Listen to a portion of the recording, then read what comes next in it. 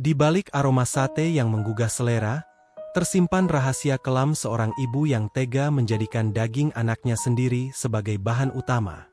Ketika kenikmatan itu berubah menjadi kutukan, desa pun mulai dihantui oleh bayang-bayang kegelapan yang tak pernah sirna. Di ujung timur Pulau Jawa, terdapat sebuah desa kecil bernama Cempaka. Terletak di antara hutan lebat dan sawah-sawah yang subur, desa ini tampak seperti tempat yang damai dan sederhana. Penduduknya hidup dari hasil bumi dan berbagai usaha kecil-kecilan. Salah satu yang paling terkenal adalah pasar malam yang berlangsung setiap hari mulai sore hingga larut malam. Di pasar itu, ada satu penjual sate yang selalu ramai pembeli, Rini. Rini bukanlah wanita muda lagi. Usianya kini menjelang 40 tahun, dengan wajah yang terlihat lebih tua dari seharusnya karena kesibukannya sebagai ibu tunggal. Ia menjual sate di sebuah gerobak sederhana yang diberi nama Sate Sedap. Gerobak itu sudah ada sejak suaminya masih hidup, tetapi setelah kepergiannya 5 tahun lalu, Rini mengambil alih usaha tersebut untuk memenuhi kebutuhan keluarga. Sate buatan Rini memiliki daya tarik tersendiri.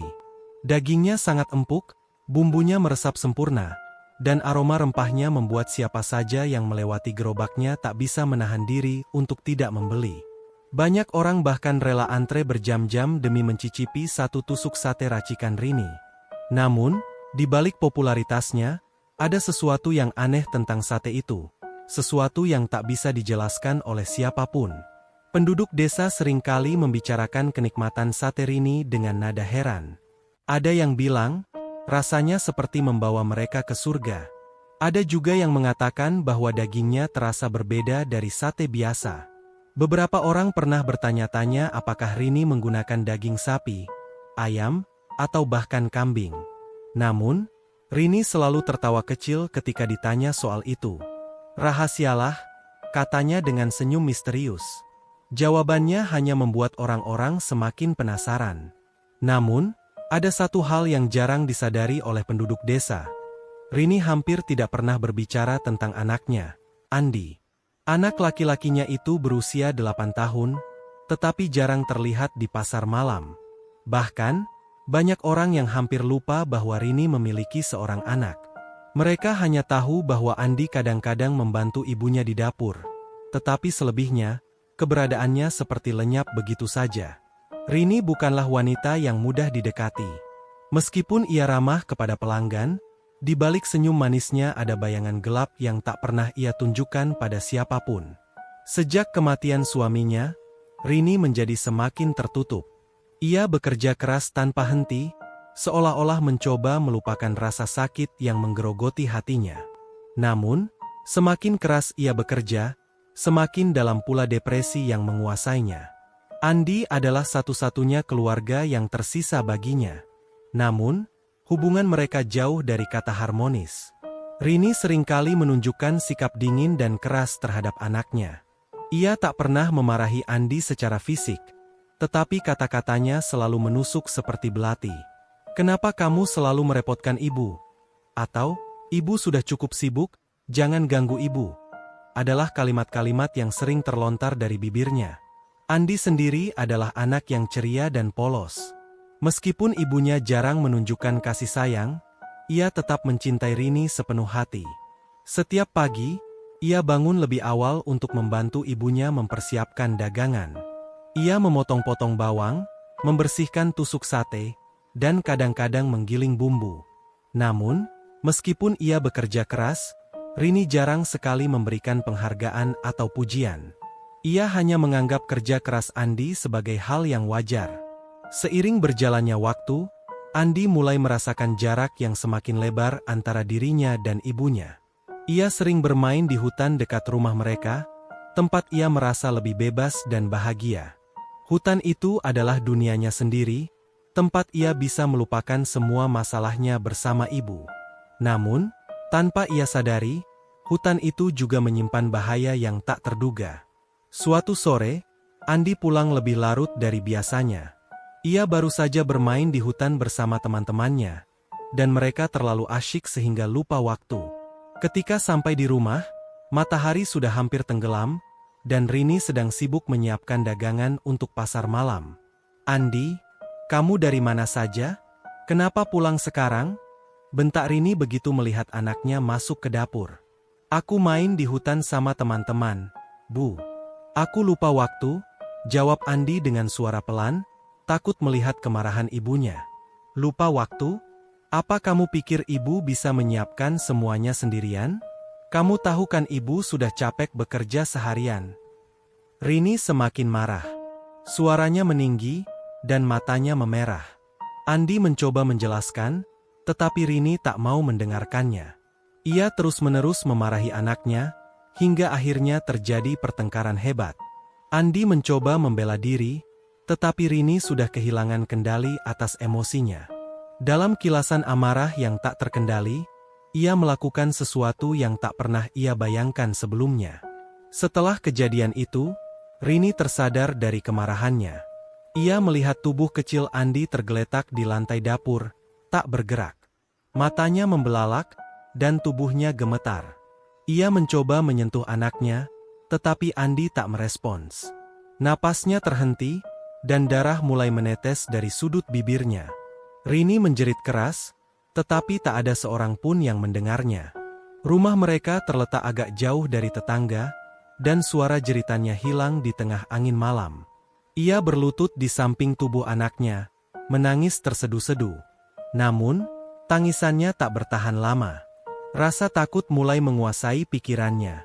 Ia tahu, jika orang-orang tahu apa yang terjadi, ia akan dihukum berat. Ia harus menutupi kejahatannya, apapun caranya. Malam itu, Rini duduk di sudut dapur, memandangi tubuh kecil Andi yang terbaring tak bernyawa. Pikirannya berputar cepat, mencari cara untuk menutupi kejahatannya. Awalnya, ia berpikir untuk mengubur tubuh Andi di hutan agar tak ada yang menemukannya. Namun, semakin ia memikirkannya, semakin besar rasa cemasnya. Tubuh anaknya mungkin ditemukan oleh pencari kayu atau pemburu. Ia butuh cara lain yang lebih aman. Tiba-tiba, sebuah ide muncul di benaknya. Ide itu begitu mengerikan sehingga membuatnya bergidik ngeri. Namun, semakin ia mempertimbangkannya, semakin masuk akal rasanya. Ia memandangi gerobak sate di samping rumahnya, lalu melihat pisau dapur yang masih berlumuran darah. Pikirannya dipenuhi oleh keputusasaan dan dorongan gelap yang tak bisa ia lawan. Perlahan-lahan, Rini memulai ritual mengerikan itu. Ia memotong tubuh kecil Andi menjadi potongan-potongan kecil, seolah-olah ia sedang mempersiapkan daging untuk sate seperti biasa. Tangannya gemetar, tetapi ia terus melanjutkan pekerjaannya. Setiap potongan daging yang ia pisahkan dari tulangnya adalah pukulan bagi hatinya, tetapi ia tak bisa berhenti. Ia harus menyelesaikan apa yang telah dimulainya. Ketika semua daging telah dipotong, Rini mencuci potongan-potongan itu dengan air dingin. Ia mencoba menyingkirkan semua jejak darah dari dapur, membersihkan pisau dan talenan hingga tak ada noda tersisa. Lalu, ia mulai membumbui daging itu dengan bumbu sate andalannya. Aroma rempah mulai memenuhi udara, tetapi kali ini, ada sesuatu yang aneh dalam baunya, sebuah aroma busuk yang samar-samar tercampur dengan wangi rempah.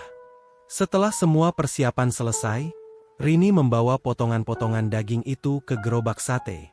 Ia menyiapkan panggangan seperti biasa, lalu mulai memasak sate yang terbuat dari daging anaknya sendiri. Api dari arang membara, dan asap putih mulai mengepul ke udara. Rini berdiri di samping gerobak, memandangi sate itu dengan tatapan kosong. Hatinya terasa kosong, seolah-olah jiwa dan nuraninya telah meninggalkannya. Esok harinya, Rini membuka kedainya seperti biasa. Tak ada yang aneh dari gerobak sate itu, tak ada yang mencurigakan dari penampilan Rini. Ia tersenyum kepada pelanggan seperti biasa, melayani mereka dengan ramah. Namun, di balik senyumannya, ada beban besar yang menghantui pikirannya. Pembeli pertama hari itu adalah seorang pria parubaya bernama Pak Tono. Ia memesan 5 tusuk sate dan duduk di salah satu kursi kecil di depan gerobak. Ketika ia menggigit sate itu, matanya melebar. "Wah, Bu Rini, sate ini enak sekali. Rasanya berbeda dari biasanya," katanya sambil tersenyum puas. Rini hanya tersenyum tipis, tetapi jantungnya berdegup kencang. Ia tahu apa yang membuat sate itu terasa berbeda. Ia mencoba menenangkan diri, berusaha meyakinkan dirinya bahwa tak ada yang akan mengetahui kebenaran. Sepanjang hari, gerobak sate Rini semakin ramai. Orang-orang datang dari berbagai penjuru desa, tertarik oleh kabar bahwa sate hari ini terasa lebih istimewa dari biasanya. Beberapa dari mereka bahkan memesan dalam jumlah besar untuk dibawa pulang. Rini melayani mereka semua dengan tenang, meskipun dalam hatinya ia merasa seperti monster. Namun, di balik kesuksesan itu, ada sesuatu yang tak bisa ia abaikan. Setiap kali ia melihat seseorang menggigit sate buatannya, ia merasakan rasa bersalah yang menghancurkan. Ia melihat bayangan Andi di setiap gigitan yang dilahap oleh pelanggan. Ia mendengar suara tawa anaknya di dalam deru api panggangan. Semua itu membuatnya semakin gila, tetapi ia tak bisa berhenti. Ia harus terus menjual sate itu, karena ia tak punya pilihan lain. Beberapa hari setelah insiden itu, mulai terjadi keanehan di desa. Beberapa pembeli sate melaporkan mimpi buruk yang sama. Mereka melihat sosok bocah kecil berdarah yang menangis dan meminta tolong. Ada juga yang mendengar suara tertawa anak kecil di malam hari saat mereka makan sisa sate di rumah. Beberapa pembeli bahkan jatuh sakit secara misterius setelah memakan sate tersebut, dengan gejala yang tak bisa dijelaskan oleh dokter manapun. Desas-desus tentang sate misterius mulai menyebar di desa. Orang-orang mulai curiga, tetapi belum ada yang tahu pasti apa yang terjadi. Rini sendiri mulai merasakan kehadiran Andi di sekitarnya. Bocah itu muncul dalam bayang-bayang, dengan wajah pucat dan mata kosong. Suaranya pelan namun menusuk, "Bu, kenapa ibu memakan aku?"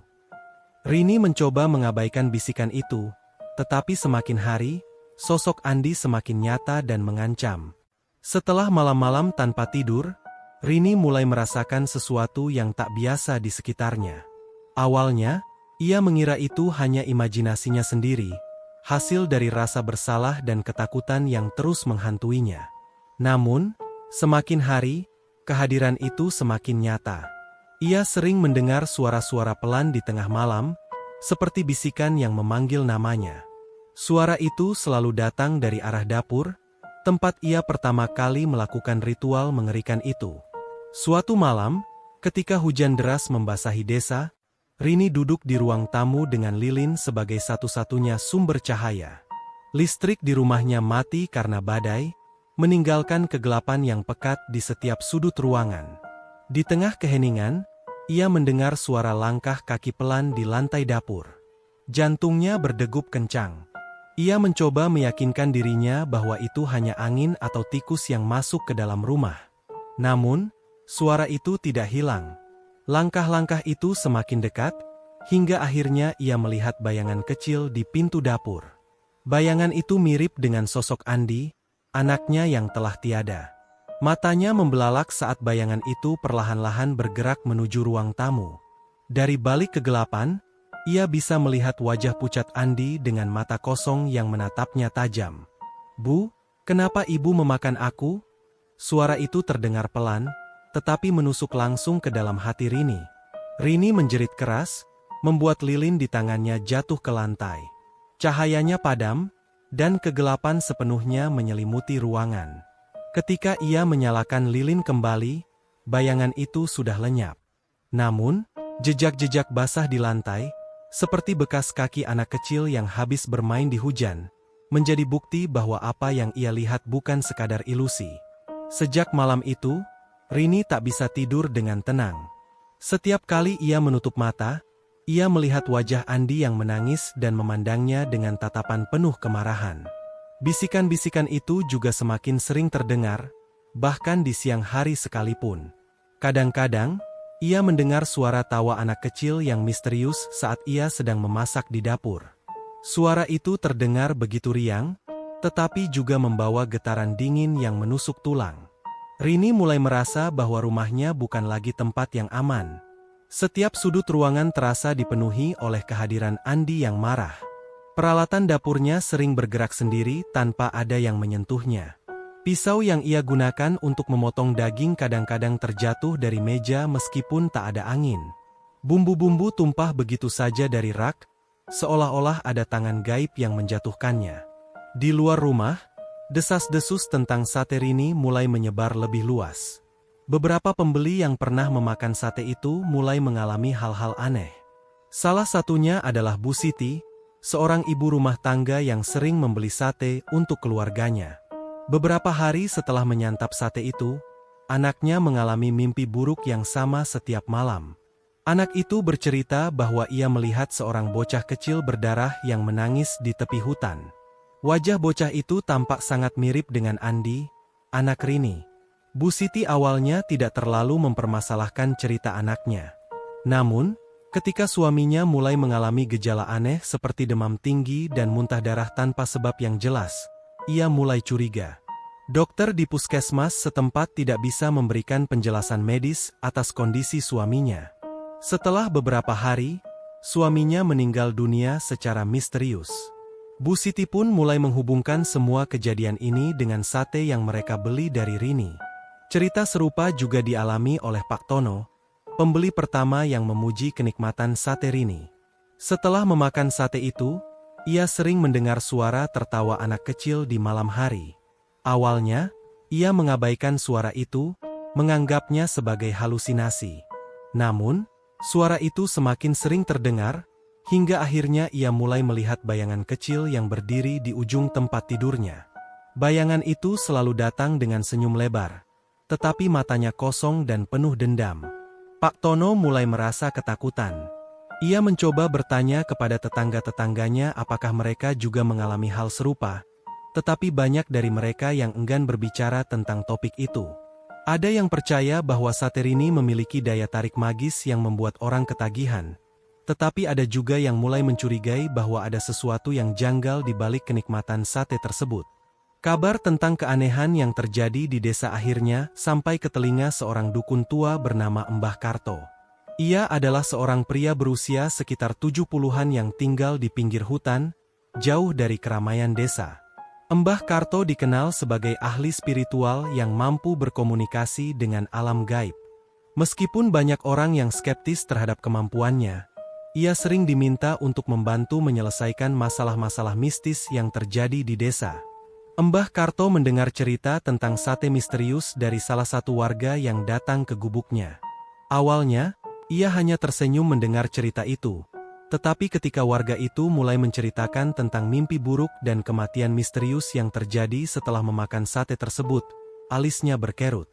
Ia merasa ada sesuatu yang lebih besar di balik semua ini. Saya perlu melihat langsung ke pasar malam itu, kata Mbah Karto dengan nada serius. Ada sesuatu yang tidak wajar di sana. Esok paginya, Mbah Karto tiba di pasar malam dengan tongkat kayu di tangannya. Ia mengenakan pakaian sederhana, tetapi auranya begitu kuat sehingga banyak orang yang langsung mengenalinya. Ketika ia mendekati gerobak sate Rini, ia bisa merasakan energi negatif yang sangat kuat di sekitar tempat itu. Ia memejamkan mata sejenak, mencoba merasakan keberadaan makhluk gaib yang mungkin bersembunyi di sana. Gerobak ini tercemar oleh sesuatu yang gelap, gumam Mbah Karto pelan. Ada jiwa yang terjebak di sini, penuh dengan amarah dan kesedihan. Rini, yang sedang sibuk melayani pelanggan, mendengar komentar itu. Ia mencoba tersenyum seperti biasa, tetapi dalam hatinya ia merasa panik. Ia tahu bahwa Mbah Karto bukanlah orang sembarangan, dan jika dukun itu mulai menyelidiki lebih dalam, rahasia gelapnya mungkin akan terbongkar. Mbah Karto memutuskan untuk melakukan ritual pemanggilan arwah, untuk mencari tahu kebenaran di balik misteri sate tersebut. Ia mengundang beberapa warga desa untuk berkumpul di sebuah lapangan terbuka di pinggir hutan pada malam harinya. Mereka membawa lilin, dupa, dan barang-barang lain yang diperlukan untuk ritual. Mbah Karto juga membawa sebuah kotak kayu kecil yang berisi benda-benda keramat miliknya. Ritual dimulai tepat pada tengah malam. Mbah Karto duduk di tengah lingkaran yang dibentuk oleh warga, dengan lilin-lilin kecil diletakkan di sekelilingnya. Ia mulai membacakan mantra-mantra kuno dalam bahasa Jawa, suaranya terdengar dalam dan bergema di udara malam. Asap dupa mulai mengepul tebal, menciptakan suasana yang misterius dan menegangkan. Beberapa saat kemudian, angin dingin mulai berhembus, meskipun tidak ada angin sebelumnya. Lilin-lilin yang tadinya menyala dengan stabil mulai berkedip-kedip, seolah-olah ada yang mengganggu cahayanya. Mata Mbah Karto terpejam rapat, tetapi tubuhnya mulai gemetar. Para warga yang hadir mulai merasakan kehadiran sesuatu yang tidak kasat mata. Tiba-tiba, suara tawa anak kecil terdengar dari kejauhan. Semua orang menoleh ke arah suara itu, tetapi tidak ada siapapun di sana. Lalu, dari balik asap dupa, muncul sosok transparan seorang bocah kecil. Tubuhnya penuh dengan luka, dan wajahnya menunjukkan ekspresi campuran antara kesedihan dan kemarahan. Itu adalah Andi, anak Rini. "Andi!" seru salah satu warga dengan suara gemetar. Andi menatap semua orang dengan mata kosong, lalu mulai berbicara dengan suara pelan namun tegas. "Aku mati di tangan ibuku sendiri. Dia memotong tubuhku dan menjualku sebagai sate. Kenapa kalian memakan aku?" Semua orang yang hadir terdiam. Beberapa dari mereka mulai menangis, sementara yang lainnya hanya bisa menutup mulut mereka dalam kebingungan. Mbah Karto sendiri tampak terkejut, tetapi ia mencoba tetap tenang. "Andi, kami minta maaf atas apa yang telah terjadi padamu," kata Mbah Karto dengan suara lembut. "Kami akan mencari keadilan untukmu, tapi kamu harus berjanji untuk tidak menyakiti siapapun lagi." Andi tidak langsung menjawab. Ia hanya menatap Mbah Karto dengan mata penuh air mata, lalu perlahan-lahan menghilang ke dalam kabut. Setelah ritual selesai, para warga kembali ke rumah masing-masing dengan perasaan campur aduk. Beberapa dari mereka merasa lega karena akhirnya mengetahui kebenaran, tetapi ada juga yang merasa ngeri karena telah menjadi bagian dari kejahatan yang tak termaafkan. Kabar tentang pengakuan Andi pun menyebar dengan cepat ke seluruh desa. Rini, yang mendengar kabar itu dari salah satu tetangganya, mulai panik. Ia tahu bahwa tidak ada lagi cara untuk menutupi kejahatannya. Ia mencoba melarikan diri dari desa, tetapi kemanapun ia pergi, ia merasa diikuti oleh kehadiran Andi. Suara bisikan itu terus menghantuinya, dan bayangan anaknya selalu muncul di setiap sudut pandangnya. Namun, sebelum Rini sempat mengambil keputusan lebih jauh, para warga desa yang marah mulai mendatangi rumahnya. Mereka ingin meminta pertanggungjawaban atas apa yang telah dilakukannya. Di depan pintu rumahnya, Rini berdiri dengan tubuh gemetar, menyadari bahwa tidak ada lagi jalan keluar baginya. Pagi itu, desa Cempaka dipenuhi oleh hiruk-pikuk yang tak biasa. Kabar tentang pengakuan arwah Andi telah menyebar seperti api di padang rumput kering. Para warga, yang semula hanya berbisik-bisik dengan rasa curiga, kini mulai bergerak bersama dengan kemarahan yang membara. Mereka tidak lagi bisa menerima fakta bahwa sate yang mereka nikmati selama ini ternyata berasal dari daging seorang anak kecil. Daging Andi, anak Rini. Rini sendiri menyadari bahwa hari-harinya telah habis. Ia terbangun dengan perasaan dingin yang menjalar di sekujur tubuhnya, meskipun udara pagi itu cukup hangat. Suara-suara gaduh dari luar rumahnya membuatnya terlonjak dari tempat tidur. Ia mendekati jendela dengan hati-hati, menyingkap tirai tipis yang menutupi kaca. Pemandangan yang ia lihat membuatnya gemetar hebat. Di halaman depan rumahnya, puluhan warga desa telah berkumpul.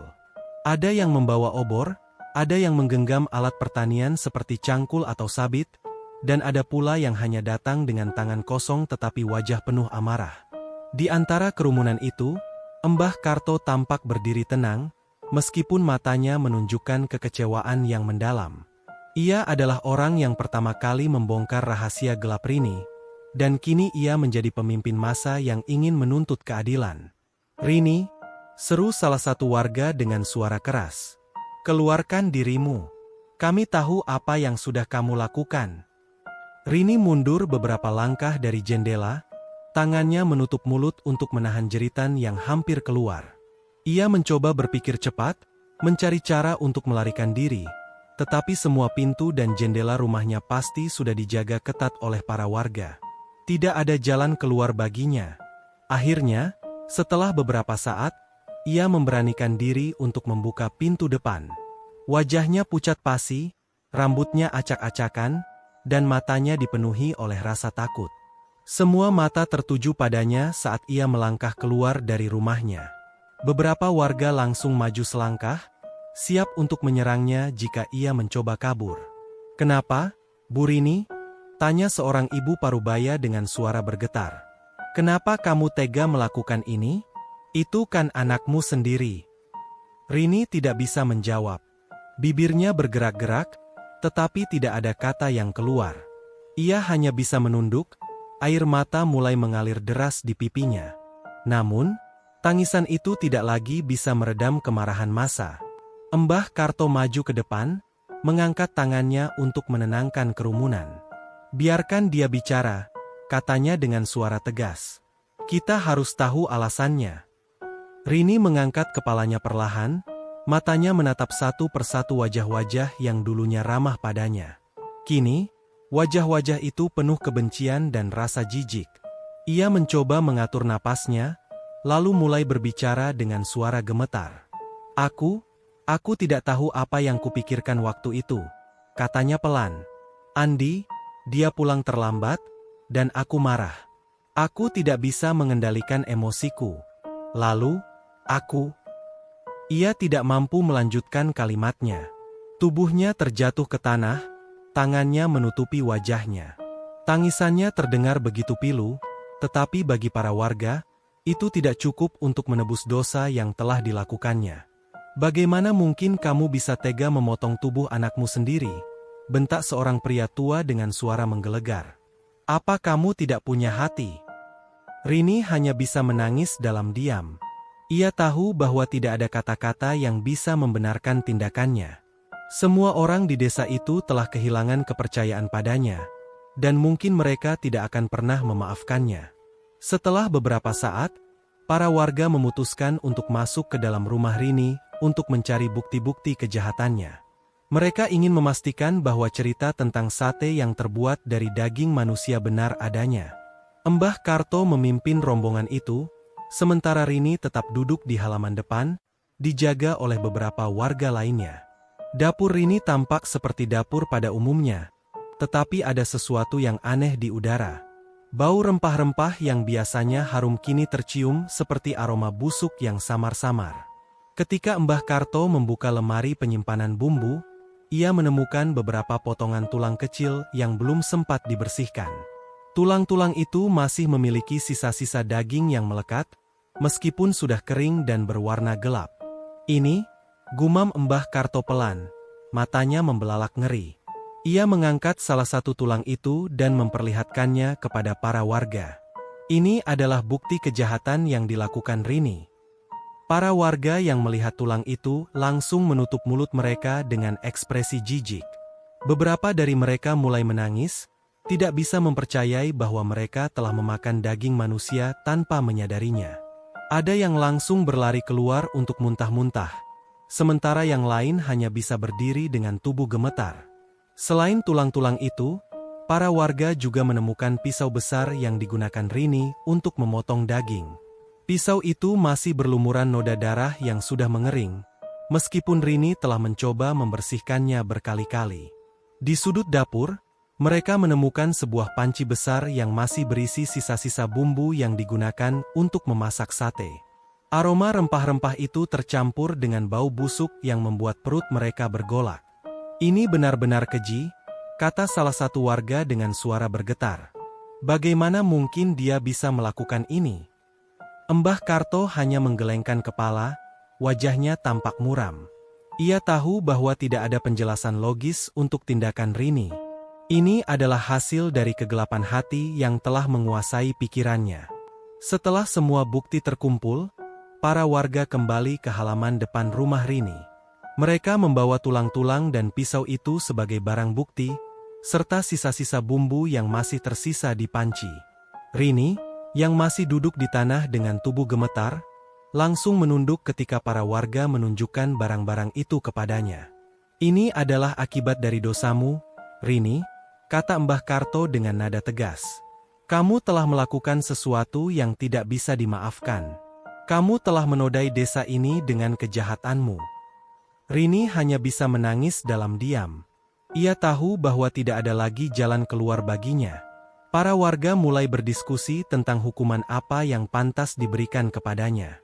Ada yang mengusulkan untuk menyerahkannya kepada pihak berwajib, tetapi ada juga yang merasa bahwa hukuman seperti itu tidak cukup untuk menebus dosa-dosanya. Kita harus memberinya pelajaran yang lebih keras, kata seorang pria muda dengan suara keras. Dia harus merasakan apa yang dirasakan Andi. Usulan itu langsung disetujui oleh banyak warga. Mereka memutuskan untuk memberikan hukuman tradisional yang diakini bisa membersihkan desa dari energi negatif yang dibawa oleh Rini. Hukuman itu adalah ritual pengusiran, di mana Rini akan diusir dari desa tanpa boleh kembali lagi. Selain itu, rumahnya akan dibakar hingga rata dengan tanah sebagai simbol pembersihan. Namun, sebelum ritual itu dilakukan, Mbah Karto meminta izin untuk berbicara empat mata dengan Rini. Ia ingin memastikan bahwa wanita itu benar-benar menyadari kesalahannya dan meminta maaf kepada arwah Andi. Mbah Karto membawa Rini ke sebuah gubuk kecil di pinggir hutan, tempat ia biasa melakukan ritual spiritual. Di sana, ia menyiapkan sebuah altar kecil dengan lilin-lilin dan dupa. Setelah semua persiapan selesai, ia meminta Rini untuk duduk di depan altar. Rini, kamu harus berbicara dengan Andi, kata Mbah Karto dengan suara lembut namun tegas. Kamu harus meminta maaf atas apa yang telah kamu lakukan padanya. Rini menunduk, air mata kembali mengalir deras di pipinya. Ia tahu bahwa ini adalah kesempatan terakhirnya untuk menebus dosa-dosanya, meskipun ia sadar bahwa permintaan maafnya tidak akan cukup untuk mengembalikan nyawa anaknya. Mbah Karto mulai membacakan mantra-mantra kuno, memanggil arwah Andi untuk datang ke tempat itu. Beberapa saat kemudian, angin dingin mulai berhembus, meskipun tidak ada angin sebelumnya. Lilin-lilin yang tadinya menyala dengan stabil mulai berkedip-kedip, seolah-olah ada yang mengganggu cahayanya. Tiba-tiba, sosok transparan Andi muncul di depan altar. Tubuhnya penuh dengan luka, dan wajahnya menunjukkan ekspresi campuran antara kesedihan dan kemarahan. Rini langsung menangis histeris saat melihat wajah anaknya, tetapi ia mencoba menahan diri untuk mendengarkan apa yang akan dikatakannya. Andi, bisik Rini dengan suara bergetar. Maafkan ibu, ibu tidak tahu apa yang ibu lakukan waktu itu. Andi hanya menatapnya dengan mata kosong, tidak mengucapkan sepatah kata pun. Ia tampak seperti sedang mempertimbangkan permintaan maaf ibunya. Tetapi kemarahan di matanya tidak hilang begitu saja. Kamu harus berjanji untuk tidak menyakiti siapapun lagi, kata Mbah Karto kepada Andi. Ibu kamu sudah menyadari kesalahannya, dan dia membutuhkan pengampunanmu. Andi tetap diam selama beberapa saat, lalu perlahan-lahan mengangguk. Ia mulai menghilang ke dalam kabut, meninggalkan Rini yang menangis terseduh-seduh. Mbah Karto menghela napas panjang, lalu menepuk pundak Rini dengan lembut. Itu adalah kesempatan terakhirmu, Rini, katanya. Sekarang, kamu harus menerima hukumanmu dan berharap agar arwah Andi bisa beristirahat dengan tenang. Setelah pertemuan itu, para warga membawa Rini kembali ke rumahnya. Ritual pengusiran pun dimulai. Mereka mengikat tangan Rini dengan tali, lalu membawanya ke tengah lapangan terbuka. Di belakang mereka, rumah Rini mulai dibakar oleh beberapa warga yang membawa obor. Api dengan cepat menjalar ke seluruh bagian rumah, menghanguskan segala sesuatu yang ada di dalamnya. Sambil menatap kobaran api itu, Rini hanya bisa menangis dalam diam. Ia tahu bahwa ini adalah akhir dari segalanya. Akhir dari hidupnya sebagai penduduk desa, akhir dari usaha dagangnya, dan akhir dari semua kenangan yang pernah ia miliki bersama Andi. Setelah rumahnya rata dengan tanah, para warga membawa Rini keluar dari desa. Mereka melepaskannya di tepi hutan, memperingatkannya untuk tidak pernah kembali lagi. Jika ia melanggar peringatan itu, mereka tidak segan-segan untuk mengambil tindakan lebih keras. Rini berdiri sendirian di tepi hutan, menatap ke arah desa yang kini tampak begitu jauh dari pandangannya. Tubuhnya gemetar karena dingin malam, tetapi hatinya terasa lebih dingin dari apapun. Ia tahu bahwa ia tidak akan pernah bisa melupakan dosa-dosanya, dan bayangan Andi akan terus menghantuinya sampai akhir hayatnya. Rini berdiri sendirian di tepi hutan, menatap ke arah desa yang kini tampak begitu jauh dari pandangannya. Tubuhnya gemetar karena dingin malam, tetapi hatinya terasa lebih dingin dari apapun. Ia tahu bahwa ia tidak akan pernah bisa melupakan dosa-dosanya, dan bayangan Andi akan terus menghantuinya sampai akhir hayatnya. Namun, di balik penderitaan Rini, ada sesuatu yang lebih besar yang mulai terjadi di desa Cempaka. Meskipun Andi telah memberikan pengampunan, arwahnya belum sepenuhnya tenang. Energi negatif yang diciptakan oleh kejahatan Rini masih menguasai desa itu, dan warga mulai merasakan dampaknya. Mimpi buruk, suara-suara aneh, dan kejadian mistis lainnya mulai terjadi lebih sering, bahkan di tempat-tempat yang dulunya damai. Mbah Karto menyadari bahwa ritual pengusiran Rini bukanlah akhir dari semua ini. Ada sesuatu yang lebih besar yang harus diselesaikan. Sesuatu yang melibatkan arwah Andi dan kegelapan yang masih tersisa di desa itu. Setelah kepergian Rini dan penghancuran rumahnya, penduduk desa Cempaka berharap bahwa semua masalah akan segera berakhir. Mereka percaya bahwa ritual pengusiran telah membersihkan desa dari energi negatif yang dibawa oleh tindakan mengerikan Rini. Namun, kenyataannya jauh lebih rumit daripada yang mereka bayangkan. Beberapa hari setelah peristiwa itu, kejadian-kejadian aneh mulai terjadi di seluruh penjuru desa. Awalnya, hal-hal tersebut tampak seperti kebetulan biasa, suara-suara aneh di malam hari, pintu yang terbuka sendiri, atau benda-benda yang jatuh tanpa ada angin. Namun, semakin hari, kejadian itu semakin sering dan semakin menyeramkan. Bu Siti, salah satu warga yang pernah membeli sate Rini, mengalami mimpi buruk yang sama setiap malam. Ia melihat sosok Andi berdiri di tepi hutan dengan tubuh penuh luka, menangis dan meminta tolong. Dalam mimpi itu, Andi berkata dengan suara pelan namun menusuk, "Kenapa kalian memakan aku? Aku ingin pulang." Mimpi itu membuat Bu Siti tidak bisa tidur dengan tenang. Setiap kali ia menutup mata, ia merasakan kehadiran Andi di dekatnya. Bahkan ketika ia bangun di tengah malam, ia sering mendengar suara langkah kaki pelan di luar rumahnya. Suara itu selalu datang dari arah hutan, tempat Andi sering bermain saat masih hidup. Kejadian serupa juga dialami oleh Pak Tono, pembeli pertama yang memuji kenikmatan sate Rini. Ia sering mendengar suara tertawa anak kecil di tengah malam, meskipun tidak ada siapapun di rumahnya.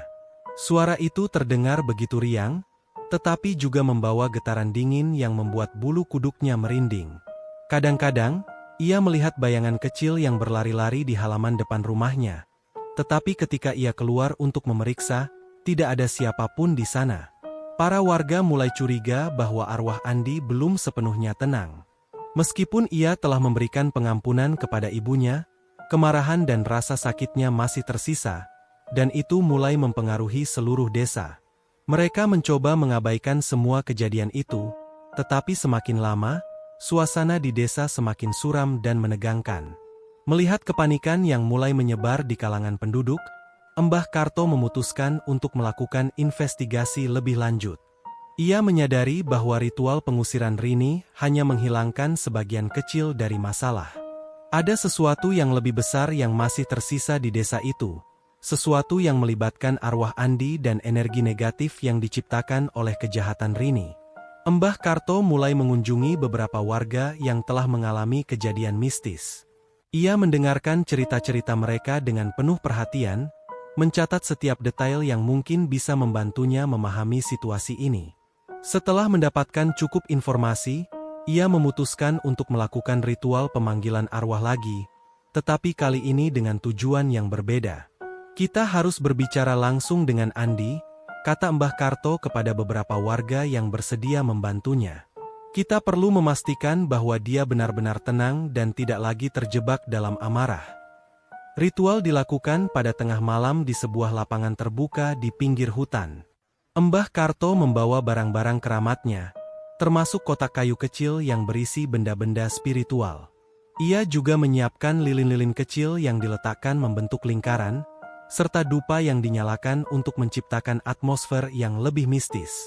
Setelah semua persiapan selesai, Mbah Karto mulai membacakan mantra-mantra kuno dalam bahasa Jawa. Suaranya terdengar dalam dan bergema di udara malam, menciptakan suasana yang mencekam. Asap dupa mulai mengepul tebal, menyelimuti seluruh area dengan kabut putih yang pekat. Beberapa saat kemudian, angin dingin mulai berhembus, meskipun tidak ada angin sebelumnya. Lilin-lilin yang tadinya menyala dengan stabil mulai berkedip-kedip, seolah-olah ada yang mengganggu cahayanya. Mata Mbah Karto terpejam rapat, tetapi tubuhnya mulai gemetar. Para warga yang hadir mulai merasakan kehadiran sesuatu yang tidak kasat mata. Tiba-tiba, suara tawa anak kecil terdengar dari kejauhan. Semua orang menoleh ke arah suara itu, tetapi tidak ada siapapun di sana. Lalu, dari balik asap dupa, muncul sosok transparan seorang bocah kecil. Tubuhnya penuh dengan luka, dan wajahnya menunjukkan ekspresi campuran antara kesedihan dan kemarahan. Itu adalah Andi, anak Rini. "Andi!" seru salah satu warga dengan suara gemetar. Andi menatap semua orang dengan mata kosong, lalu mulai berbicara dengan suara pelan namun tegas. "Aku sudah memaafkan ibuku, tapi aku masih marah. Kenapa kalian tidak bisa melihat apa yang sedang terjadi padaku sebelum semuanya terlambat?" Semua orang yang hadir terdiam. Beberapa dari mereka mulai menangis, sementara yang lainnya hanya bisa menutup mulut mereka dalam kebingungan. Mbah Karto sendiri tampak terkejut, tetapi ia mencoba tetap tenang. "Andi, kami minta maaf atas apa yang telah terjadi padamu," kata Mbah Karto dengan suara lembut. "Kami tidak tahu apa yang sedang kamu rasakan, tapi kami ingin membantu agar kamu bisa beristirahat dengan tenang." Andi tidak langsung menjawab. Ia hanya menatap Mbah Karto dengan mata penuh air mata, lalu perlahan-lahan menghilang ke dalam kabut. Setelah ritual selesai, Mbah Karto memutuskan untuk menyelidiki lebih dalam tentang penyebab kemarahan Andi. Ia percaya bahwa ada sesuatu yang lebih besar yang membuat arwah bocah itu tidak bisa beristirahat. Ia mulai mencari tahu apakah ada elemen-elemen gaib lain yang terlibat dalam kejahatan Rini. Mbah Karto mengunjungi tempat-tempat yang dulu sering dikunjungi oleh Andi, termasuk hutan di mana ia sering bermain. Di sana, ia menemukan beberapa jejak aneh yang tidak biasa ditemui di hutan biasa. Ada bekas api yang tampak seperti bekas ritual kuno, serta simbol-simbol aneh yang terukir di batang pohon. Simbol-simbol itu tampak seperti tulisan dalam bahasa yang tidak dikenal. Tetapi Mbah Karto yakin bahwa itu adalah bagian dari ilmu hitam. "Ini bukan kebetulan," gumam Mbah Karto pelan. "Ada seseorang yang membantu Rini melakukan kejahatannya. Atau mungkin ada kekuatan lain yang mempengaruhi pikirannya." Ia mulai mencurigai bahwa Rini tidak bekerja sendirian. Ada kemungkinan bahwa ia menggunakan ilmu hitam untuk melaksanakan ritual mengerikan itu. Dan ilmu tersebut masih berpengaruh di desa meskipun Rini sudah diusir. Mbah Karto memutuskan untuk melacak sumber ilmu hitam yang digunakan oleh Rini. Ia mendengar kabar bahwa beberapa waktu sebelum kejadian itu, Rini sempat mengunjungi seorang dukun di desa tetangga.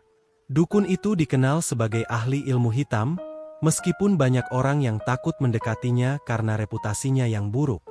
Mbah Karto memutuskan untuk mengunjungi dukun itu.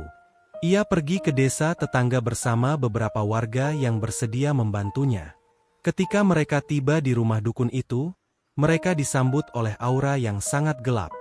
Rumah itu tampak tua dan tidak terawat, dengan tanaman liar yang tumbuh di halaman depan. Udara di sekitarnya terasa dingin, meskipun cuaca di luar cukup panas. Dukun itu, yang bernama Ki Barata, menyambut mereka dengan senyum misterius. Matanya tajam dan penuh dengan kecurigaan. Ia tampak seperti orang yang sudah lama tidak berhubungan dengan dunia luar. "Apa yang membawa kalian ke sini?" tanya Ki Barata dengan suara rendah. "Kami ingin tahu apakah kamu pernah bertemu dengan seorang wanita bernama Rini," kata Mbah Karto dengan nada tegas. "Dia tinggal di desa Cempaka, dan beberapa waktu lalu dia melakukan kejahatan yang melibatkan ilmu hitam."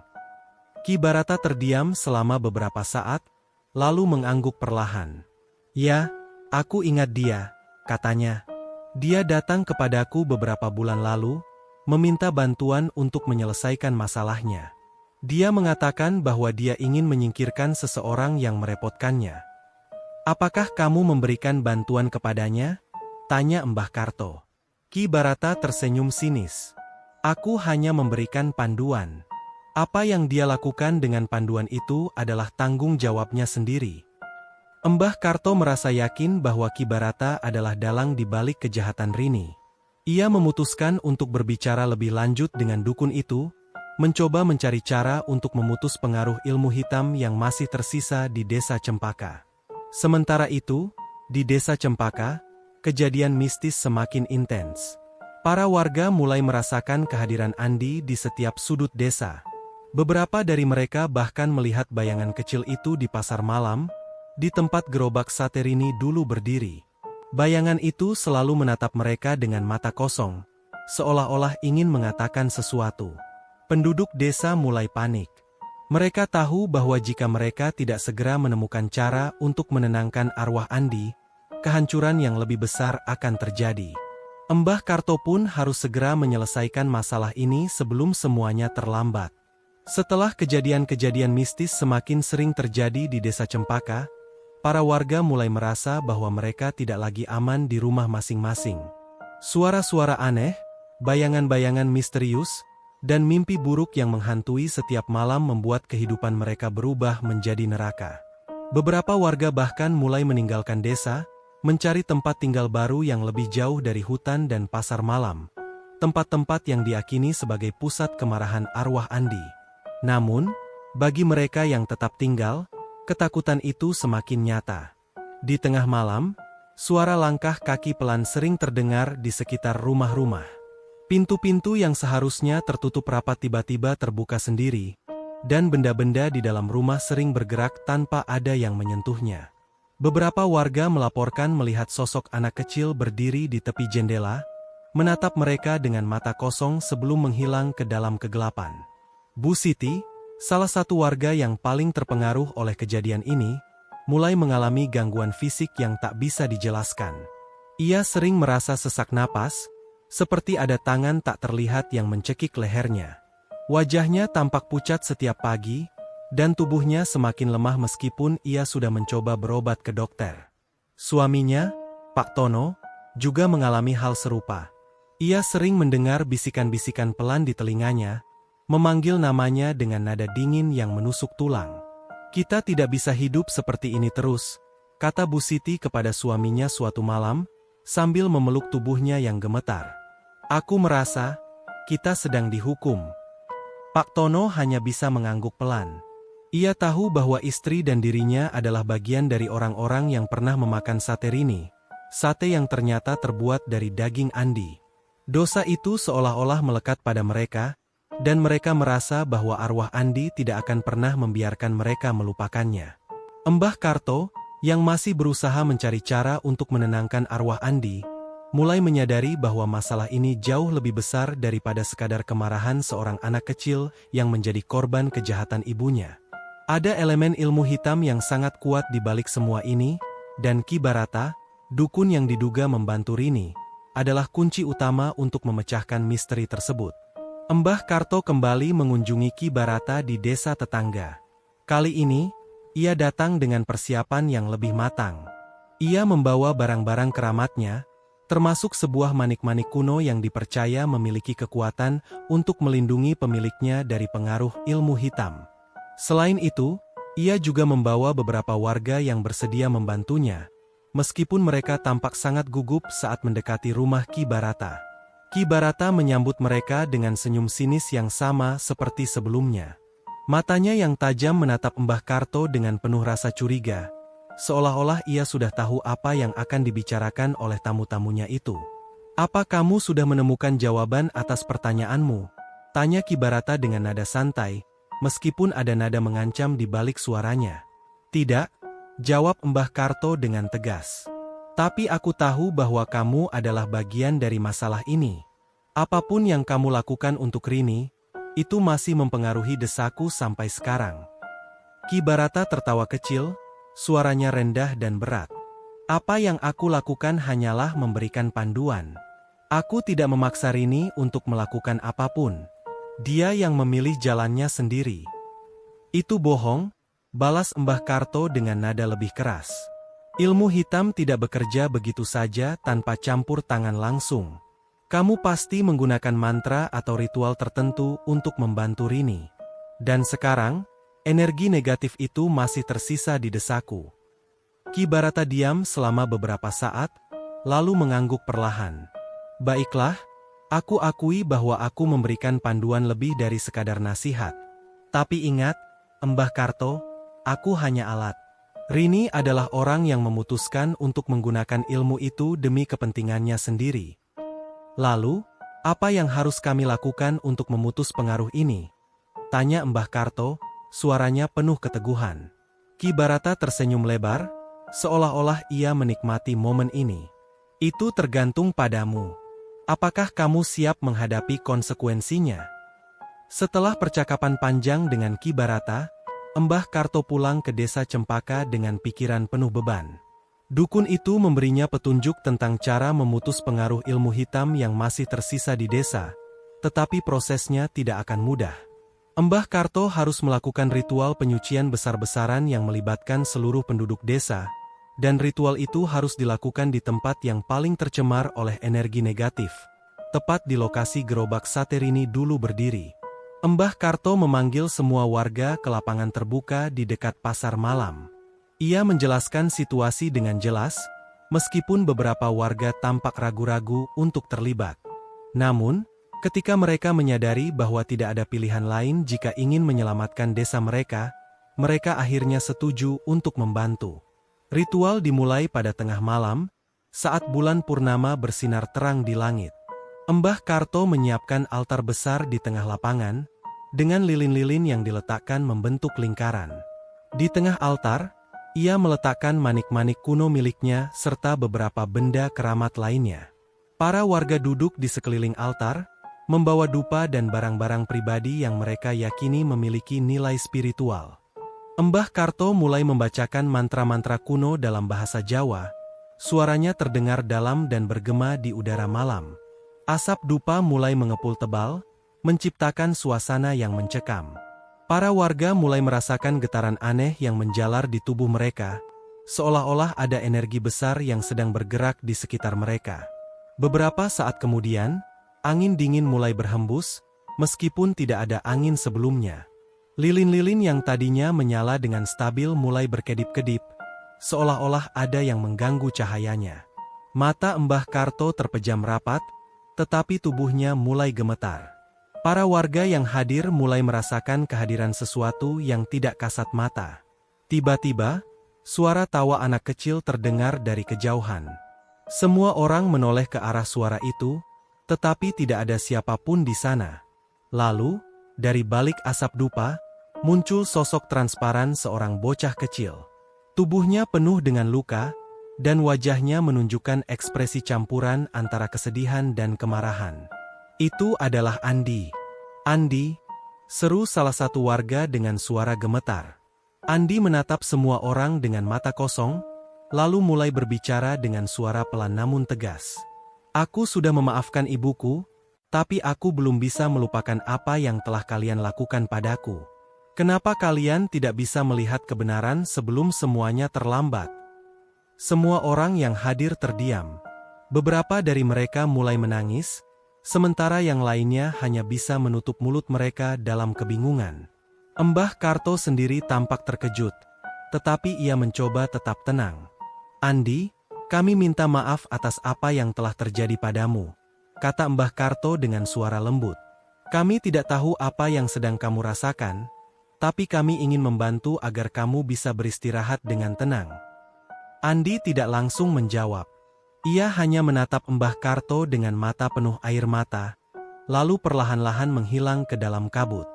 Meskipun arwah Andi sempat muncul, Mbah Karto menyadari bahwa ritual penyucian belum sepenuhnya berhasil. Ada kekuatan gelap lain yang masih menghalangi proses pembersihan desa. Ia yakin bahwa Ki Barata adalah dalang utama di balik semua ini, dan ia harus menghadapinya secara langsung. Mbah Karto memutuskan untuk kembali ke desa Ki Barata, kali ini dengan niat untuk menghadapi dukun itu dalam pertarungan spiritual. Ia membawa manik-manik kuno dan barang-barang keramat lainnya, serta beberapa warga yang bersedia membantunya. Mereka tahu bahwa ini adalah risiko besar, tetapi mereka tidak punya pilihan lain. Saat tiba di rumah Ki Barata, dukun itu tampak sudah menunggu mereka. Matanya yang tajam menatap Mbah Karto dengan penuh tantangan, seolah-olah ia sudah tahu apa yang akan terjadi. "Jadi, kamu benar-benar datang untuk menghadapiku?" tanya Ki Barata dengan nada sinis. "Ya," jawab Mbah Karto dengan tegas. "Aku tidak akan membiarkanmu terus merusak desaku." Ki Barata tertawa keras, suaranya bergema di udara malam. "Kamu pikir kamu bisa mengalahkanku? Aku sudah berlatih ilmu hitam selama bertahun-tahun, Mbah Karto. Kamu tidak akan mampu melawanku." Tanpa basa-basi, pertarungan spiritual pun dimulai. Ki Barata mulai membacakan mantra-mantra kuno, menciptakan aura gelap yang semakin pekat di sekitar rumahnya. Mbah Karto tidak gentar.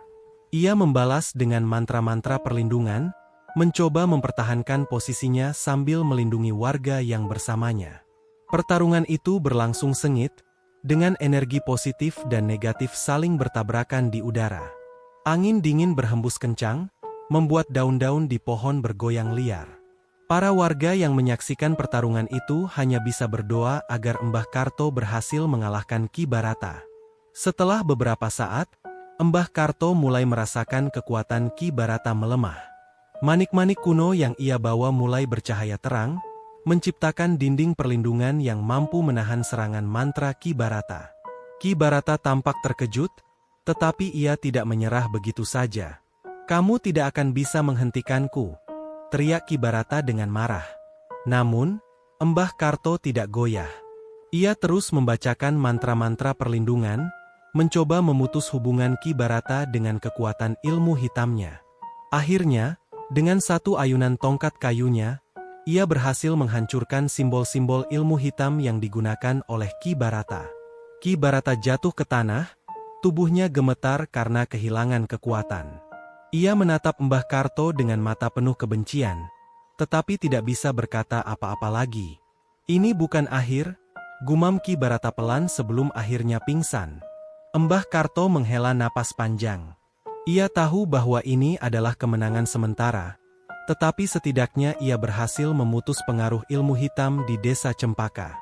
Namun, ia juga menyadari bahwa ada sesuatu yang lebih besar yang masih tersisa, sesuatu yang melibatkan arwah Andi dan kegelapan yang masih menghantui desa. Setelah berhasil mengalahkan Ki Barata dalam pertarungan spiritual, Mbah Karto kembali ke desa Cempaka dengan perasaan lega sekaligus waspada. Meskipun ia yakin bahwa pengaruh ilmu hitam Ki Barata telah diputus, ada sesuatu yang masih mengganggu pikirannya. Ia tahu bahwa masalah ini tidak akan sepenuhnya selesai hanya dengan menghentikan dukun itu. Arwah Andi, anak Rini, masih belum tenang, dan energi negatif yang tersisa di desa tampaknya belum sepenuhnya hilang. Ketika Mbah Karto tiba di desa, para warga langsung menyambutnya dengan harapan besar. Mereka ingin mendengar kabar baik, bahwa semua masalah sudah berakhir dan mereka bisa hidup normal lagi. Namun, ketika Mbah Karto menjelaskan bahwa ini baru awal dari penyelesaian masalah, beberapa warga mulai merasa cemas. Mereka khawatir bahwa kegelapan yang melingkupi desa mereka belum benar-benar sirna. Ki Barata memang sudah kalah, kata Mbah Karto kepada para warga yang berkumpul di depan rumahnya. Namun, arwah Andi masih marah. Energi negatif yang diciptakan oleh kejahatan Rini terlalu kuat untuk langsung lenyap begitu saja. Kita harus melakukan ritual penyucian lain untuk memastikan bahwa semuanya benar-benar bersih. Para warga mengangguk pelan, meskipun ada rasa takut yang masih melekat di hati mereka. Mereka tahu bahwa mereka tidak punya pilihan lain selain membantu Mbah Karto menyelesaikan masalah ini. Jika tidak, desa mereka akan tetap menjadi tempat yang dipenuhi oleh bayang-bayang kelam. Mbah Karto memutuskan untuk melakukan ritual penyucian terakhir di lokasi yang sama seperti sebelumnya, di lapangan terbuka di dekat pasar malam, tempat gerobak sate Rini dulu berdiri. Ia percaya bahwa tempat itu adalah pusat dari semua energi negatif yang tersisa. Untuk memastikan ritual ini berhasil, ia meminta semua warga untuk ikut serta, termasuk mereka yang pernah memakan sate rini. Ini adalah tanggung jawab kita semua, kata Mbah Karto dengan nada tegas. Apa yang terjadi pada Andi bukan hanya kesalahan Rini, tapi juga kesalahan kita karena tidak menyadari apa yang sedang terjadi. Sekarang, kita harus bekerja sama untuk membersihkan desa ini. Para warga mulai membantu menyiapkan segala sesuatunya untuk ritual. Mereka membawa lilin-lilin besar, dupa, bunga-bunga, dan barang-barang keramat lainnya yang dipercaya memiliki kekuatan spiritual. Mbah Karto sendiri membawa manik-manik kuno miliknya, serta sebuah kotak kayu kecil yang berisi simbol-simbol perlindungan. Ritual ini direncanakan berlangsung selama 3 malam berturut-turut, dimulai pada malam bulan purnama berikutnya. Mbah Karto menjelaskan bahwa mereka harus membangun hubungan spiritual dengan arwah Andi, mencoba memahami rasa sakit dan kemarahannya, serta memberikan pengampunan yang tulus. Kita tidak hanya harus meminta maaf, tambah Mbah Karto. Kita juga harus membuktikan bahwa kita benar-benar ingin berubah. Hanya dengan cara itulah arwah Andi bisa tenang. Pada malam pertama ritual, suasana di desa Cempaka sangat tegang. Para warga berkumpul di lapangan terbuka, membawa barang-barang yang telah disiapkan. Lilin-lilin diletakkan membentuk lingkaran besar, menciptakan atmosfer yang misterius namun magis. Udara malam terasa dingin, meskipun cuaca di luar cukup hangat. Asap dupa mulai mengepul tebal, menyelimuti seluruh area dengan aroma rempah-rempah yang menenangkan. Mbah Karto berdiri di tengah lingkaran, menghadap altar yang telah disiapkan. Ia memegang tongkat kayunya di satu tangan dan manik-manik kuno di tangan lainnya. Matanya tertutup rapat saat ia mulai membacakan mantra-mantra kuno dalam bahasa Jawa. Suaranya terdengar dalam dan bergema di udara malam, menciptakan getaran spiritual yang bisa dirasakan oleh semua orang yang hadir. Beberapa saat kemudian, angin dingin mulai berhembus, meskipun tidak ada angin sebelumnya. Lilin-lilin yang tadinya menyala dengan stabil mulai berkedip-kedip, seolah-olah ada yang mengganggu cahayanya.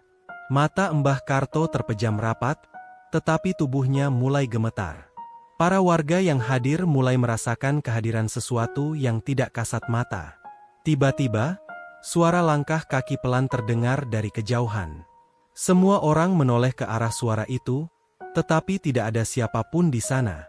Lalu, dari balik asap dupa, muncul sosok transparan seorang bocah kecil.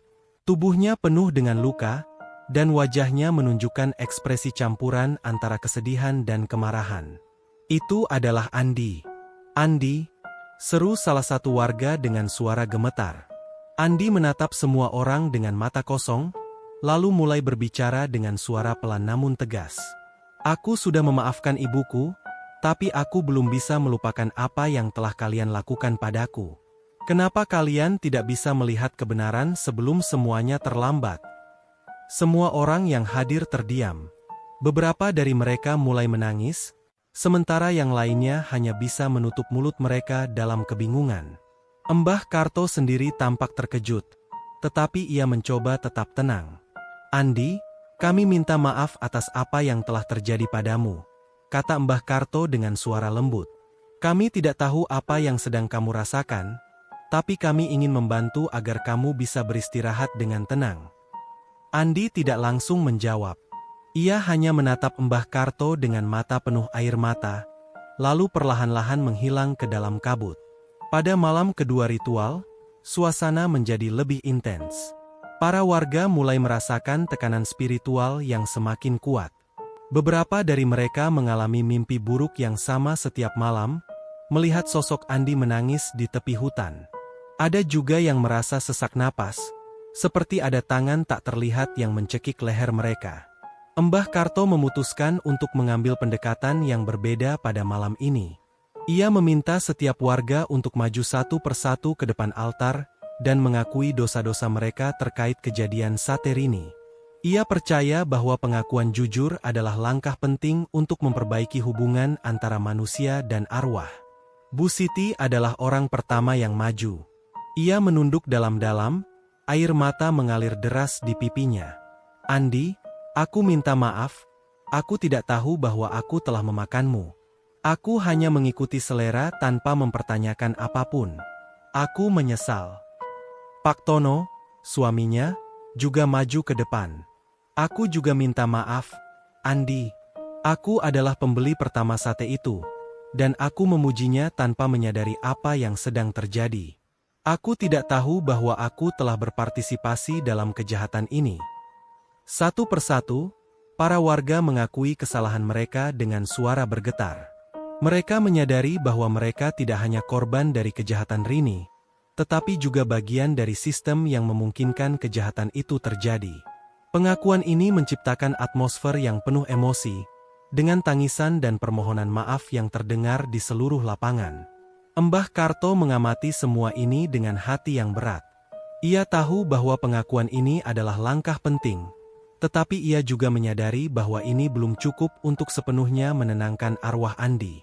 Pada malam ketiga ritual, Mbah Karto memutuskan untuk menggunakan cara yang lebih agresif untuk menghubungi arwah Andi. Ia membawa manik-manik kuno miliknya ke tengah altar, lalu mulai membacakan mantra-mantra perlindungan yang lebih kuat. Para warga duduk di sekelilingnya, membawa dupa dan barang-barang keramat lainnya. Angin dingin mulai berhembus kencang, membuat api lilin berkedip-kedip dengan liar. Suara-suara aneh mulai terdengar di udara, seperti bisikan-bisikan yang datang dari kejauhan. Para warga mulai merasakan tekanan spiritual yang semakin kuat, seolah-olah ada kekuatan besar yang sedang mendekat. Tiba-tiba, suara tawa anak kecil terdengar dari kejauhan. Semua orang menoleh ke arah suara itu, tetapi tidak ada siapapun di sana. Lalu, dari balik asap dupa, muncul sosok transparan seorang bocah kecil. Tubuhnya penuh dengan luka, dan wajahnya menunjukkan ekspresi campuran antara kesedihan dan kemarahan. Itu adalah Andi. Andi, seru salah satu warga dengan suara gemetar. Andi menatap semua orang dengan mata kosong, lalu mulai berbicara dengan suara pelan namun tegas. Aku sudah mendengar pengakuan kalian. Aku sudah melihat penyesalan kalian. Tapi apakah kalian benar-benar bisa melupakan apa yang telah terjadi? Mbah Karto maju selangkah, matanya menatap Andi dengan penuh keteguhan. Andi, kami tidak bisa mengembalikan nyawamu. Kami tidak bisa memperbaiki kesalahan yang telah terjadi. Tapi kami bisa belajar dari semua ini. Kami bisa memastikan bahwa hal seperti ini tidak akan pernah terjadi lagi. Andi diam selama beberapa saat, lalu perlahan-lahan mengangguk. Ia mulai tersenyum tipis, meskipun matanya masih dipenuhi air mata. Baiklah, aku akan pergi. Tapi ingat, jangan biarkan kegelapan ini kembali. Dengan kata-kata itu, Andi perlahan-lahan menghilang ke dalam kabut, meninggalkan para warga yang menangis dalam diam. Setelah ritual selesai, suasana di desa Cempaka mulai berubah. Para warga merasa lebih ringan, seolah-olah beban besar telah terangkat dari pundak mereka. Mimpi-mimpi buruk dan kejadian mistis yang sering terjadi mulai berkurang, dan desa itu perlahan-lahan kembali ke keadaan normal. Namun, Mbah Karto tahu bahwa ini bukan akhir dari segalanya. Ia memperingatkan para warga untuk tetap waspada dan tidak melupakan pelajaran yang telah mereka dapatkan. Ia juga meminta mereka untuk selalu menjaga keseimbangan antara dunia nyata dan dunia spiritual. Apa yang terjadi di sini adalah peringatan, kata Mbah Karto kepada para warga. Jangan pernah lupa bahwa kejahatan dan kegelapan bisa datang dari mana saja, bahkan dari dalam diri kita sendiri. Kita harus selalu berusaha untuk menjadi lebih baik. Para warga mengangguk pelan, menyadari bahwa mereka tidak hanya telah selamat dari kegelapan, tetapi juga telah belajar untuk menjadi manusia yang lebih baik. Namun, di balik semua itu, ada sesuatu yang masih mengganggu pikiran Mbah Karto, sesuatu yang mungkin belum sepenuhnya selesai. Setelah kepergian arwah Andi, desa Cempaka tampaknya kembali normal. Mimpi buruk, suara-suara aneh, dan kejadian mistis yang selama ini menghantui para warga mulai berkurang. Namun, ada sesuatu yang masih terasa ganjil di udara, sebuah keheningan yang tidak biasa, seperti kekosongan yang tersisa setelah badai besar. Para warga mencoba melanjutkan hidup mereka seperti biasa, tetapi bayang-bayang masa lalu masih melekat di benak mereka. Mbah Karto sendiri merasa bahwa ada sesuatu yang belum sepenuhnya selesai. Meskipun arwah Andi telah pergi, energi negatif yang diciptakan oleh tindakan Rini terlalu kuat untuk lenyap begitu saja. Ia menyadari bahwa ada elemen-elemen sisa dari ilmu hitam Ki Barata yang masih mengendap di desa itu, menunggu momen untuk bangkit kembali. Kita tidak boleh lengah, kata Mbah Karto kepada beberapa warga yang datang untuk berkonsultasi dengannya. Kejahatan yang dilakukan Rini bukan hanya masalah manusia. Ada kekuatan gelap yang lebih besar di balik semua ini, dan kita harus memastikan bahwa itu benar-benar hilang. Para warga mengangguk pelan, meskipun ada rasa takut yang masih tersisa di hati mereka. Mereka tahu bahwa Mbah Karto adalah satu-satunya harapan mereka untuk membersihkan desa dari sisa-sisa kegelapan itu. Beberapa hari setelah ritual penyucian terakhir, Mbah Karto memutuskan untuk melakukan investigasi lebih lanjut. Ia mendengar kabar bahwa ada tempat-tempat tertentu di desa yang masih dipenuhi oleh energi negatif, meskipun tidak ada kejadian mistis yang terlihat secara langsung. Salah satu tempat itu adalah hutan tua di belakang rumah Rini. Mbah Karto pergi ke hutan itu bersama beberapa warga yang bersedia membantunya. Ketika mereka tiba di sana, suasana terasa sangat dingin dan mencekam, meskipun cuaca di luar cukup panas. Pohon-pohon di hutan itu tampak lebih tua dan gelap dibandingkan dengan pohon lain di desa. Udara di sekitarnya terasa berat, seolah-olah ada kekuatan besar yang sedang menekan mereka. Setelah berjalan beberapa saat, Mbah Karto menemukan sebuah area kecil yang tampak seperti bekas ritual kuno. Di sana, ia melihat simbol-simbol aneh yang terukir di batang pohon, serta bekas api yang tampak seperti tempat pembakaran. Ada juga beberapa benda keramat yang tampak seperti barang-barang milik Ki Barata. "Apa ini?" tanya salah satu warga dengan suara gemetar. "Inilah sumbernya," jawab Mbah Karto dengan nada serius. Ki Barata pasti menggunakan tempat ini untuk memperkuat ilmu hitamnya. Energi negatif yang diciptakan oleh ritual ini masih tersisa, dan itu bisa menjadi alasan mengapa kegelapan belum sepenuhnya hilang. Mbah Karto memutuskan untuk melakukan ritual penyucian kecil di tempat itu. Ia menyiapkan lilin-lilin kecil, dupa, dan barang-barang keramat lainnya. Setelah semuanya siap, ia mulai membacakan mantra-mantra perlindungan dalam bahasa Jawa. Suaranya terdengar dalam dan bergema di udara hutan, menciptakan getaran spiritual yang bisa dirasakan oleh semua orang yang hadir. Beberapa saat kemudian, angin dingin mulai berhembus, meskipun tidak ada angin sebelumnya. Lilin-lilin yang tadinya menyala dengan stabil mulai berkedip-kedip, seolah-olah ada yang mengganggu cahayanya. Mata Mbah Karto terpejam rapat, tetapi tubuhnya mulai gemetar. Para warga yang hadir mulai merasakan kehadiran sesuatu yang tidak kasat mata. Tiba-tiba, suara tawa anak kecil terdengar dari kejauhan. Semua orang menoleh ke arah suara itu, tetapi tidak ada siapapun di sana. Lalu, dari balik asap dupa, muncul sosok transparan seorang bocah kecil. Tubuhnya penuh dengan luka, dan wajahnya menunjukkan ekspresi campuran antara kesedihan dan kemarahan. "Itu adalah Andi." "Andi?" seru salah satu warga dengan suara gemetar. Andi menatap semua orang dengan mata kosong, lalu mulai berbicara dengan suara pelan namun tegas. "Aku sudah pergi, tapi ada sesuatu yang masih tersisa. Kalian harus menyelesaikan ini jika ingin benar-benar bebas." Mbah Karto maju selangkah, matanya menatap Andi dengan penuh keteguhan. "Andi, kami akan menyelesaikan ini.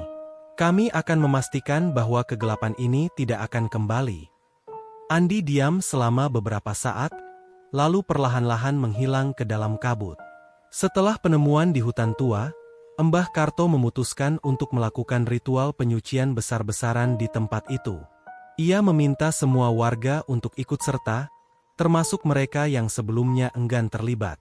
Ia menjelaskan bahwa ini adalah kesempatan terakhir untuk membersihkan desa mereka dari sisa-sisa kegelapan yang masih tersisa. Ritual ini direncanakan berlangsung pada malam bulan baru, saat kegelapan di langit mencerminkan kegelapan yang harus mereka lawan. Para warga membawa lilin-lilin besar, dupa, bunga-bunga, dan barang-barang keramat lainnya yang dipercaya memiliki kekuatan spiritual. Mbah Karto sendiri membawa manik-manik kuno miliknya, serta sebuah kotak kayu kecil yang berisi simbol-simbol perlindungan.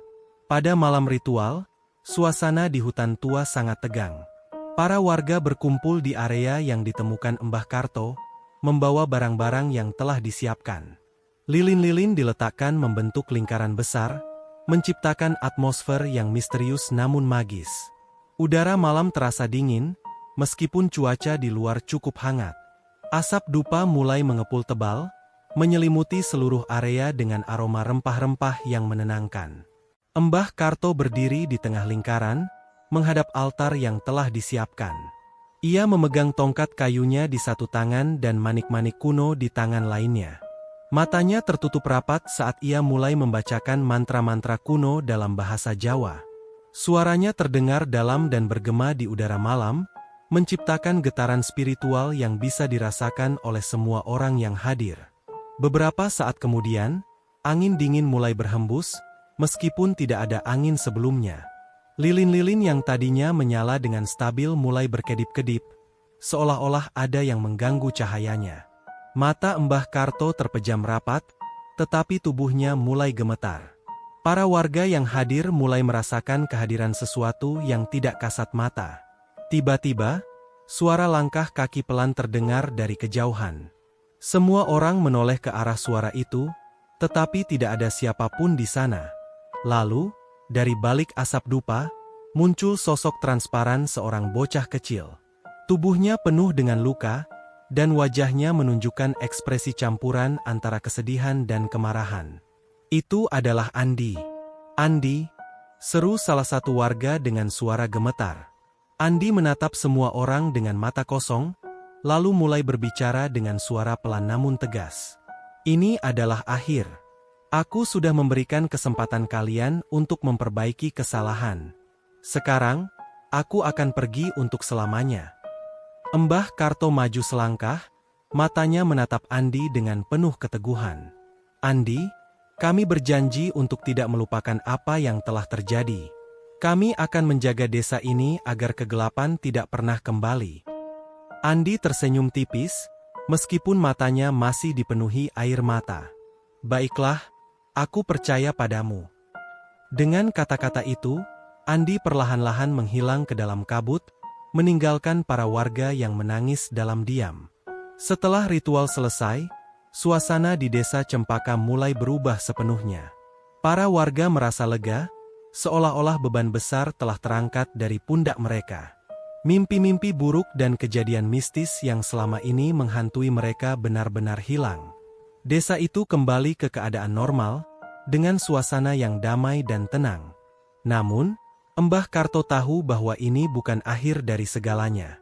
Ia memperingatkan para warga untuk tetap waspada dan tidak melupakan pelajaran yang telah mereka dapatkan. Ia juga meminta mereka untuk selalu menjaga keseimbangan antara dunia nyata dan dunia spiritual.